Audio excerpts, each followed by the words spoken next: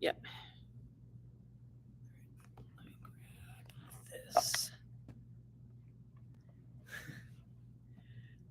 Hey, welcome. So I am now live on YouTube and going live on Facebook. Of course, these videos will be for everyone. So if you're just joining, whether Facebook or YouTube, and I'm talking today about how does the Spirit of God guide us? Like, how in the world do we understand it? How does this happen? How can we be like, how do we know it's God and not something else? Like, it's something we want. It's something we want to do. So I've got a few scriptures. I'm going to read the really short ones, and then if you want to look up the longer ones, but I will paraphrase those. But the first one is Mark 1, verses 11 through 13. And there was a voice from heaven, "You are my son, whom I dearly love. In you I find happiness." At once the Spirit forced Jesus out into the wilderness. He was in the wilderness for 40 days, tempted by Satan. He was among the wild animals, and the angels took care of him. So already we've got something kind of different going on when thinking about, all right, the Spirit of God drives Jesus out in the wilderness, but it's only after where Jesus hears this voice from heaven saying, "You are my son whom I dearly love, in you I find happiness." And to think about that, of how amazing that can actually be. And maybe he's filled with joy, maybe he's feeling the love. And now all of a sudden he's off into the wilderness. He is headed off into that wilderness. And to think about how sometimes we've got really good days and sometimes we find ourselves in the wilderness, but the angels are with him. So the messengers of God. So the presence of God is still with Jesus, even in the wilderness. And so when we're thinking about how does the Spirit guide us, that the Spirit guides us. Sometimes we are in the wilderness. Sometimes it's by our own choosing. Sometimes it's not, but that we are not without God. And to have that sense can get us through some really difficult times, because Jesus is going to have to experience everything that humans experience. And so when he's off into the wilderness, that's what's happening. He's experiencing what all of us experience at some point in our lives, and to recognize that God is with him. And then we get John 16, 12 through 14. "I have much more to say to you, but you can't handle it now. However, when the Spirit of truth comes, he will guide you in all truth. He won't speak on his own, but will say whatever he hears and will proclaim to you what is to come. He will glorify me because he will take what is mine and proclaim it to you." So here we get the Spirit of God being talked about as the Spirit of truth. There are other characteristics that get mentioned with the Spirit of God. We get advocate, we get companion, we get wisdom, and there are so many others. We get a sustainer. So there's a real sense here of, all right, God is able to be present with us. The Spirit of God is present with us. And this sense of truth. And what is truth? Now, that is a whole philosophical question of getting into, all right, how do we understand truth? What does that begin to look like? Because there feels like there's so many lies out and around in this world. And so for us, when we're thinking about the characteristics of God, we get some like, okay, well, the characteristic of God is love. We get the characteristic of God of bringing people together. When we're thinking about Jesus, right? Jesus is healing. Jesus is encouraging.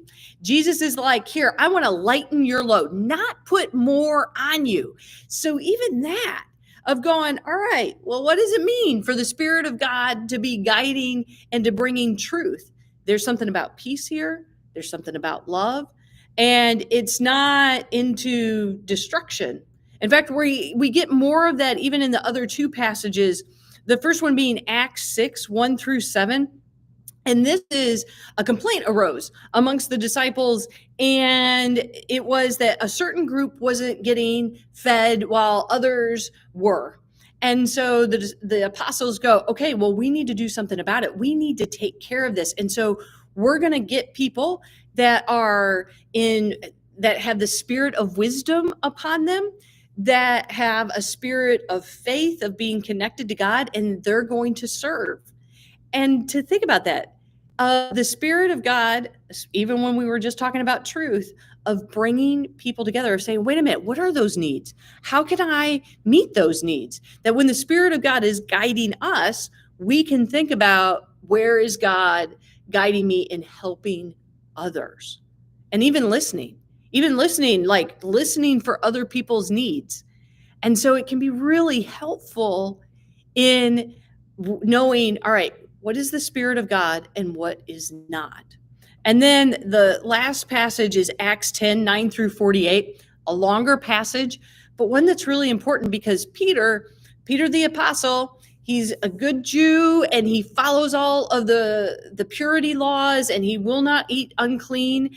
But here we get something interesting because all of a sudden God's like, gives him a vision and is like, no, what God has made clean, like, you need to understand that you need to understand that you can eat of that it says exactly, absolutely not, Lord. I've never eaten anything impure or unclean. The voice spoke a second time, never consider unclean what God has made pure.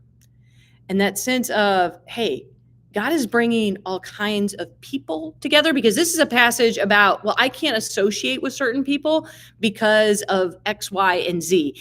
And that is highly problematic. And so this vision that Peter's having is God saying, nope, everybody's included. God loves everybody, and you guys have to start getting along. So in thinking about even applying that back to the Spirit of truth of going, how is God bringing us together, not dividing us? And so that is something seriously for us to consider about, where is God guiding us? How is the Spirit of God guiding us in bringing us together with other people? Because we like to divide ourselves. We like to segment ourselves off into all of our different tribes and, oh, that person's not as good as that person, or they don't follow exactly the way I think, so I can't associate with them. And here Peter's being told, absolutely not. And he is going to go actually and visit Cornelius in his home, who is a Roman centurion, who is a Gentile, who everybody's like, oh, he's impure. You can't be in his house. You can't be associated. And God's like, oh, yes, you can. And so to be able to think about that, of how the Spirit of God is actually drawing us together, guiding us in building each other up, and going, we got to get rid of some of these barriers that we are creating, because this is not helpful. And so that's just a quick overview of thinking about, how does the Spirit of God guide us, that the Spirit of God is with us when we are in the wilderness, that the Spirit of God is with us when we are trying to figure out, all right, what is true? How is God bringing us together in that truth? It is the Spirit of God is with us when we are going, wait a minute, we've got to help others. We have got to listen to what others need. And then that sense of God is guiding us and bringing us together, getting rid of weird, like, well, no, you're not accepted because of tattoos and piercings. That's kind of weird. I mean, that's like saying in the 1950s, you're not accepted because you listen to rock and roll. Like, what? Like, that doesn't make any sense. God loves everybody. And I wonder if anybody has questions. I've got somebody here in person with me, but I am happy to try to answer a question anybody might have. Why did God think it was time for Peter to understand this? Ooh, so the question is, why does God think that it's time for Peter to understand this? Like, it's right at this moment. So this is the moment as the church is beginning to grow. People are like hearing about like the way of Jesus. And so the church is getting bigger and bigger.